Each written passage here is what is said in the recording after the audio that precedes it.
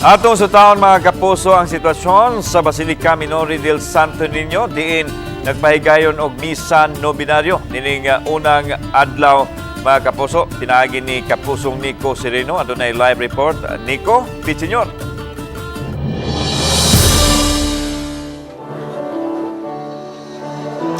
Senior Lan ning unang adlaw sa nobinaryo sa Balaang Bata. Padayon ang pag-abot-abot sa mga debotong manimbahay dinhi sa Basilica Minore del Santo Niño. Ato ipakita lan ang sitwasyon diri karon sa Pilgrim Center, second to the last mass ni karong adlaw.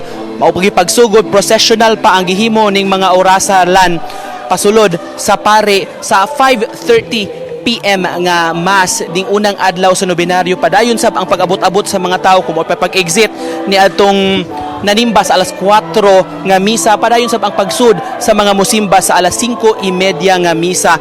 Mipahimangno lang ang kadagkuan sa basilika sa mga manimbahay nga i-familiarize ang ilang kaugalingon ni mga entry ug mga exit points dinhi sa basilika. Ang main entrance point gyud lan sa mga tawo nga manimbahay kining sa Magellan's Cross. Apan doon sa laing mga agianan kining gate sa Osmeña Boulevard, may usa ka parte ni nga mamahimos ang musud ang mga tao. Kini sablang atong nabantayan obserbasyon nato kaganiha sa mga entry points kining mga security control points nga gi-establishar sa kapulisan dinhi palibot sa basilika. Kung kaniadto strictly pang exit o entrance ra gyud nga gate, karon lang mura giusa ni sa mga otoridad doon na ni entrance o doon na ni exit para dili kayo malibog ang mga tao. So understandably doon na medyo gamay confusion sa mga tao nga naanad sa proseso kaniadto sa miaging mga katuigan. Doon ay gamay mga kabag-uhan. Apan pahinumdom na gyud sa kadagkuan sa basilikalan ang main entrance gyud sa mga taong manimbahay kinig yung Magellan's Cross pasulod dinhi sa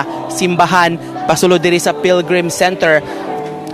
Human ni alas 5:30 nga misa, doon na pay alas 7 nga misa lan alang sa mga muapas pa gikan sa migawas sa ilang trabaho, sa ilang eskwelahan nga gustong mutambong o di gustong mupalta nining unang adlaw sa nobinaryo. Mao kanang latest lan gikan dinhi sa Pilgrim Center sa Basilica. Ika ko lang klaruhon alang sa itong mga kapuso diha nga gusto mo salmot sa misa. Pila ka misa ang ipahigayon diha sa sulod sa Basilica sugod karong adlaw?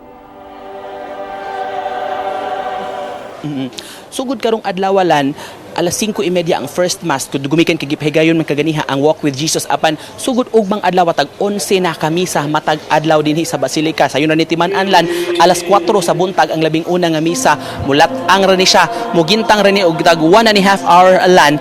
Human sa alas 4, alas 5:30 sa buntag, dayon alas 7 dayon sa buntag. Ang katapusan nga misa lan, ang 11th mass bali sa adlaw, alas 7 sa gabi. So doon na pahigayon katong mga mugawas sa ilang trabahoan o sa eskwelahan nga makahabol dinhi sa misa. Umausab kinang expected lang sa mga kapariang Agustino nga mas daghan gyud ang misa, labi na gyud mga yun aron nga mulandong na og peak hours pagawas na gyud sa mga tao pa mauli aron na makatambong sab sila sa misa dinhi sa Basilica. Lan.